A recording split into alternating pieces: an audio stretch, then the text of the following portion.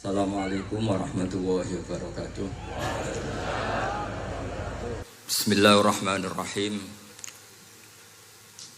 Tabarakalladzi nazzalal furqana ala 'abdihi liyakuna lil 'alamin nadhira.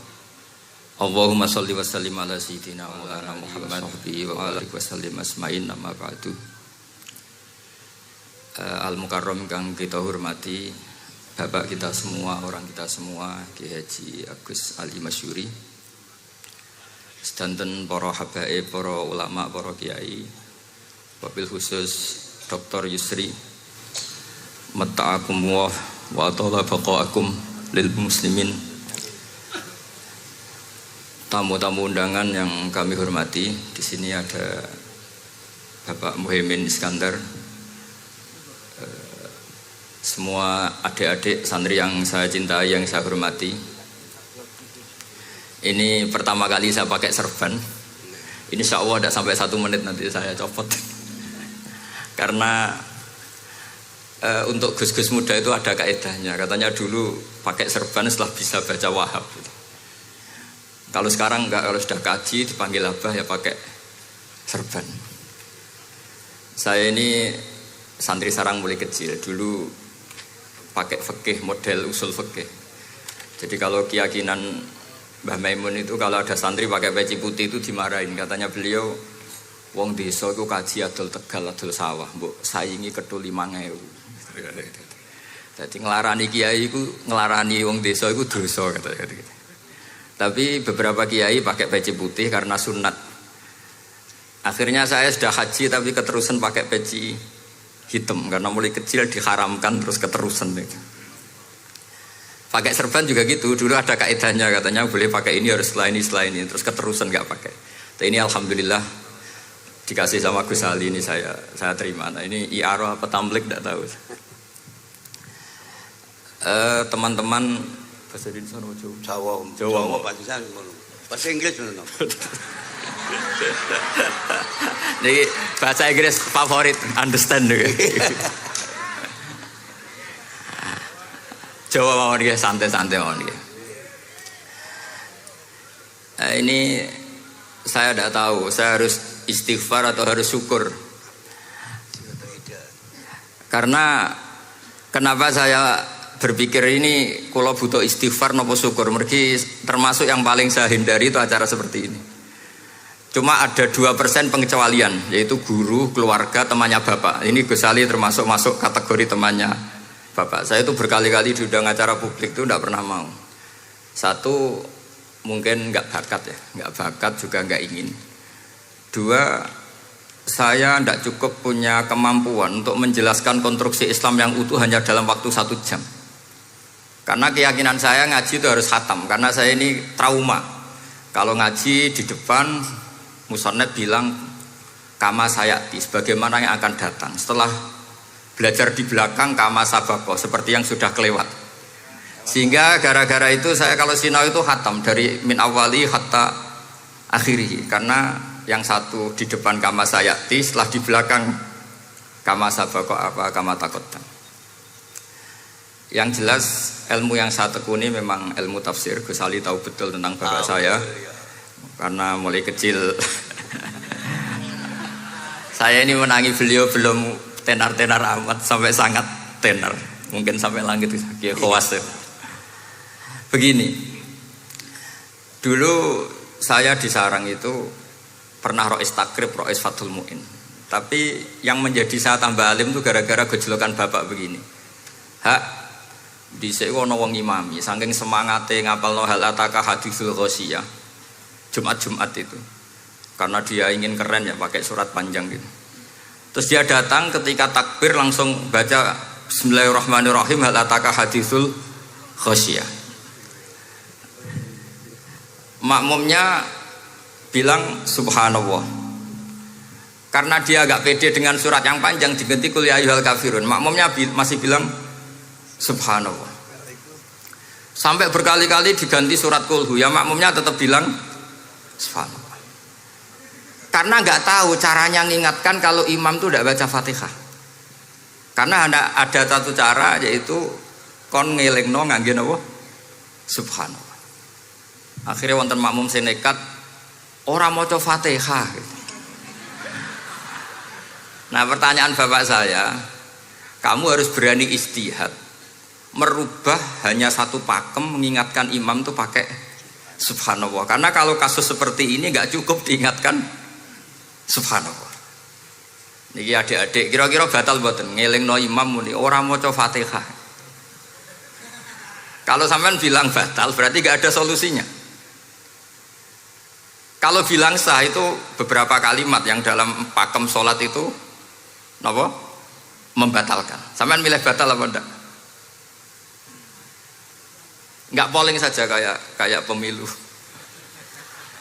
Sampai saya tuh cari-cari, akhirnya ketemu juga di kitab Mizan Kubro diterangkan oleh Imam Malik bahwa kalamul musolli, musolli itu ngomong, kalau itu manfaat, tapi jangan ditiru loh ya, dan darurat, ya, dan darurat, maka itu boleh dan tidak membatalkan sholat. Misalnya imam sholat kemudian di bawahnya ada bom atau ada ular kobra, kalau nggak ada cara ya mau tidak mau harus diingatkan pakai kalimat, karena kalau subhanallah tok nanti gonta-ganti surat saja.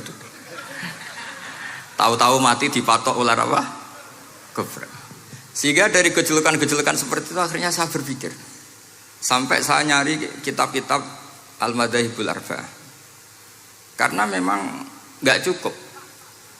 Terus pertanyaan kedua kata bapak saya tentang tradisi, misalnya orang-orang kampung kalau bikin batu bata itu dari tanah, kemudian kadang makjunun bisirjin, kadang dicampur dengan apa? Sirjin. Nggak usah diterjemah, ini sambil latihan bahasa Arab katanya. Masa pondok internasional nggak bisa bahasa Inggris sama bahasa Arab? Makjun ya. Ternyata mazhab Syafi'iyahnya membolehkan atau nganggap alat tohara itu dua, alma wa turab. Tapi ternyata dalam mazhab Hanafi termasuk alatut tathhir atau alatut tohara itu an-nar, yaitu api. Alasan Abu Hanifah, orang mukmin yang banyak dosanya itu untuk masuk surga itu disucikan dulu di neraka. Artinya an-nar itu al-mutahhirah. Nar itu gunanya mensucikan. Sehingga batu bata karena sudah mengalami proses dibakar, maka berarti suci meskipun ma'junun bisirjin. Ya tapi jangan pakai tayamum, pakai apa? Nah, jadi kalau anda mandi junub atau nggak punya wudhu, kalau nggak ada turab sama apa air, ada solusinya, yaitu wudhu pakai nar. Tapi itu jelas haram itu kalau itu, karena nggak mungkin nggak ada turab, itu nggak mungkin.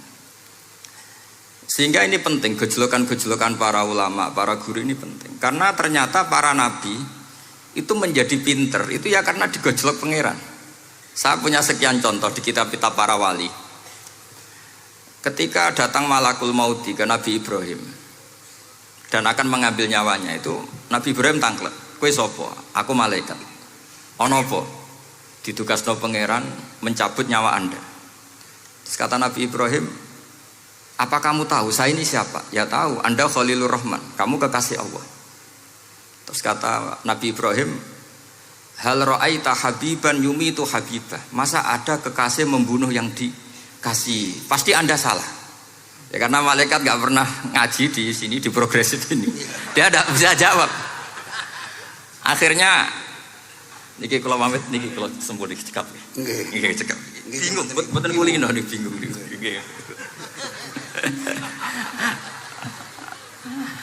Akhirnya malaikatnya matur malih teng pangeran. Ya Allah, kata Nabi Ibrahim logikanya begini, wahal ra'aita habiban yumitu habibah. Mosok kekasih kok dipateni kekasih. Terus kata Allah gini, ya sudah bilang gini sama Nabi Ibrahim, sama Ibrahim. Wahal ra'aita habiban yakrahu ayyalqa habibah. Mosok kekasih kok ora siap ketemu sing dikasih. Akhirnya Israel datang lagi. Balik mana? Gini logikanya dibalik sekarang begini gitu.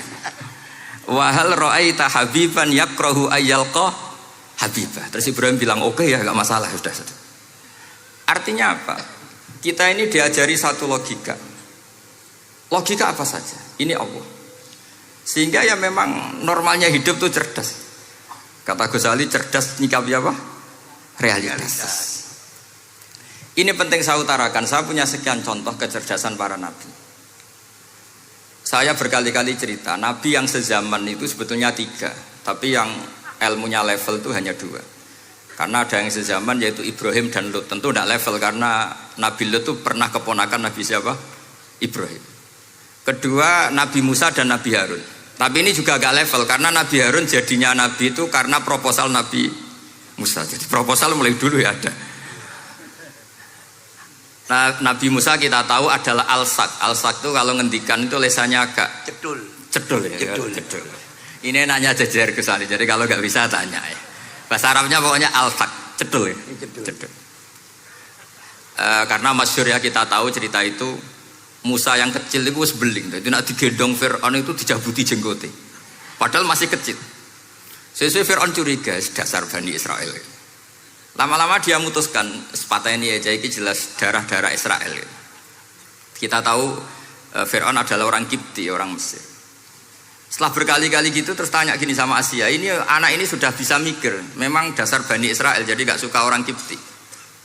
Oh rabah cah cilik biasa gak masalah. Singkat-singkat terus dites ada jamroh, ada bara api sama apel. Sebetulnya Musa ini sudah tahu mau ngambil apel, tapi kalau dia ngambil apel dibunuh sama Fir'aun berarti bisa membedakan. Akhirnya sama Jibril diarahkan ngambil apa? Api jamroh tadi. Akhirnya agak ditelan terus menjadi lesannya apa? Cedul. Sampai sepuh jadi nabi tetap begitu. Makanya beliau ngendikan Rabbis shrahli sadri wa yassirli amri wahlul 'uqdatam min lisani yafqahu qawli. Terus proposalnya itu tadi waj'alli waziram min ahli Haruna akhi. Sebagian ayat lebih jelas lagi yaitu wa akhi Harun huwa afsahu minni lisanan fa arsilhu ma'iyya rid ayyusaddiquni. Jadi dan saudara saya Harun lebih fasih berbicara daripada saya. Jadi kualitas ilmiahnya bagus Musa tapi jubirnya itu Harun. Ya kira-kira kayak Mbah Lim dulu. Iya Mbah Lim. Ya kita belajar. Jadi ini saya jubirnya Gus Ali, saya Harun, ini Musa. Maksudnya kaya karena sudah ada nabi. Singkat cerita karena Musa itu agak alsak sehingga Harun ini ya nggak levelnya. Padahal sezaman sehingga ya nggak pernah bantah-bantahan, nggak pernah adu argumen. Yang benar-benar nabi sezaman dan kemudian sering adu argumen adalah Isa dan Yahya. Kita tahu umurnya ya imbang, kualitas al-mazaya wal wadail juga imbang. Nabi Isa kita tahu wa yukallimun nasa fil mahdi wa kahla. Mulai kecil bisa ngendikan ya sudah pinter.